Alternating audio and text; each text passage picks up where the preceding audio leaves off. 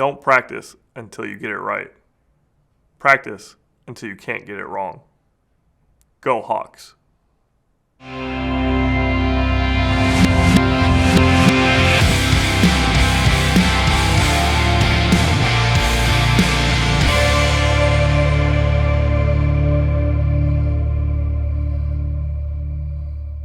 Cole Klubek, head coach, women's ice hockey, Hilbert College.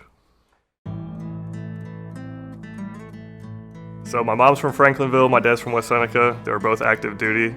I started elementary school at Springville Griffith, right down the road, and then we moved to Biloxi, Mississippi, where my parents were stationed until 2004. We moved back. I went to Hamburg High School from 2004 to 2007, where I graduated. I think the biggest part about moving from New York to Mississippi was the lack of snow. It snowed once in second grade and everything shut down for like a dusting. And that was the only time I saw snow throughout elementary and junior high school. So in Mississippi we had the ECHL team, the Mississippi Seawolves. They were a big part of the hockey culture down there. And street hockey was huge. A lot of our friends would play in the neighborhood and just beat up on each other. There was actually one group that my parents wouldn't let me play with because they were a little too tough and I was a little too small. I really didn't play all that much except for out in the street in Mississippi. And then when we came back to Western New York, I actually wasn't excited about it at first because I had so many friends down there. I'd spent, my whole childhood down there. Outside of family, I didn't really have anybody up here. And then I actually didn't play hockey here either, just with local friends and things like that, but I wasn't in any sort of associated league. So after high school graduation, I decided to join the Air Force, where I spent a good 10 years of my life from 2008 to 2018. Moved me around a lot. Started coaching actually when I joined the Air Force. It was my first year in, and I started coaching in Shreveport, Louisiana. So coaching for the first time for me was really cool because I was still really young and all the players really gravitated towards me as a leader. And then not really having the experience, I kind of grew with them. So I learned a lot from them just like they learned a lot from me. So from Shreveport, I actually deployed to Iraq. I came back and I couldn't coach them anymore, but the Air Force moved me to Columbus, Mississippi, where I got involved with Mississippi State University's ice hockey team as their GM. I would play illegally because I wasn't enrolled, but they needed extra players. So I dealt with that for 2 years before the Air Force said, you know what, we need you in Germany. I got to Germany, I was playing for a military hockey team over there, had another concussion, said, you know what, I probably should stop playing. I really focused on coaching from that point forward. I got involved with the professional women's team of Frauen Bundesliga, the Mad Dogs Mannheim. I was their head coach for a season. Unfortunately, where I worked and where the rink was, it was a good hour and 15 minutes apart. So I just couldn't keep making that drive. So at the end of the season, I said this will be my only season as a professional coach. I was looking for other opportunities in the U.S.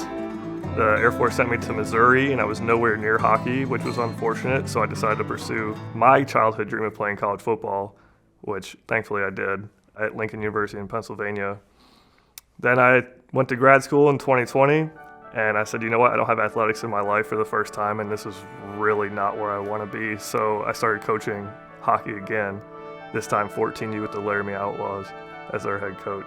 I owe my love of hockey to the Outlaws again, just because it was so cool to travel the state of Wyoming and be back in the game and influence those young players.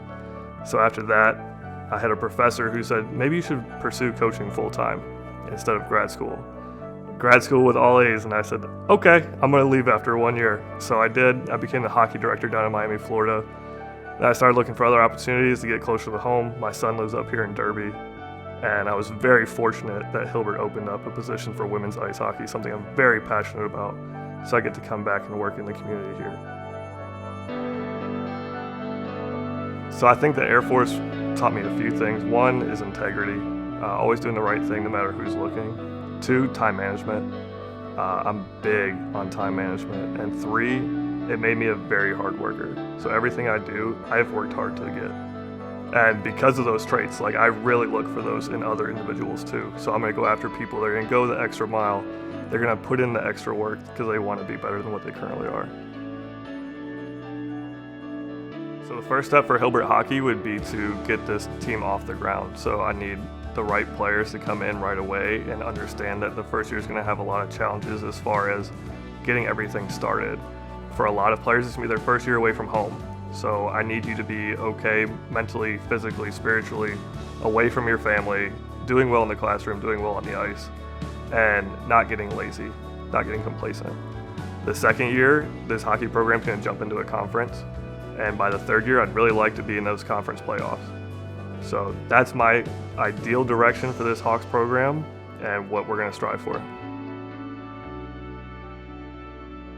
My coaching philosophy was defined more when I was in Germany than anything because it was such a high level and high caliber players. I was working with U16 and U18 German nationals competing against Olympians in the German professional league. So I look for those people who are going to be the hard workers, the ones who are going to make an extra pass. As far as formations go, the forecheck, we're not going to be very rigid. The neutral zone, we're not going to be like John Cooper with a 1-3-1 and go super old school. On the penalty kill, I do run a very stylized creation of mine that I'm looking forward to bringing to college hockey because nobody's seen it. And then on the power play, I'm not going to let creativity be ruined. So on the power play, nobody's going to know what to expect because I'm going to let the players be creative with it.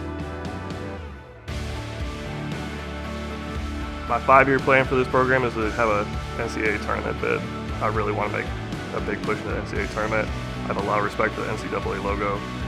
Having worn it as a football player myself and now coaching college hockey, it's just an amazing experience that I'm looking forward to. But I also want to win. Like, I came home to win, to build a sustaining program.